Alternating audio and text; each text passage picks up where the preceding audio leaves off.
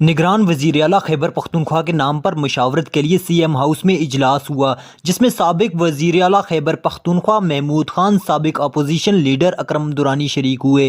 اجلاس سے قبل اکرم درانی کا کہنا تھا کہ آج ہی نگران وزیر اعلیٰ کا نام کا فیصلہ کر لیں گے، محمود خان کو قائل کر لوں گا، میری بات کو کوئی مسترد نہیں کرتا۔ اکرم درانی کا کہنا تھا کہ اعظم خان کا نام اس لیے پیش کیا تھا کیونکہ وہ ایماندار آدمی تھا۔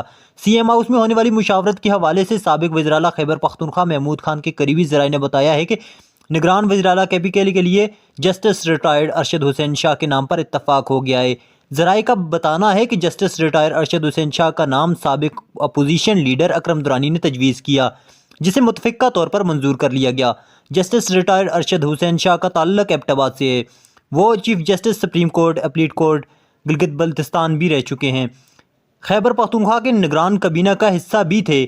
ذرائع کے مطابق جسٹس ریٹائرڈ ارشد حسین شاہ کا نام منظوری کے لیے گورنر خیبر پختونخوا کو بھیجا جائے گا۔ یاد رہے کہ گزشتہ روز نگران وزیر اعلیٰ خیبر پختونخوا اعظم خان دل کا دورہ پڑنے سے انتقال کر گئے تھے، جس کے باعث صوبائی کابینہ تحلیل ہو گئی تھی۔ خیبر پختونخوا میں ایک سیاسی خلا پیدا ہو گیا تھا، لیکن اب نگران وزیر اعلیٰ خیبر پختونخوا کے لیے ارشد حسین شاہ کا نام فائنل کر لیا گیا ہے۔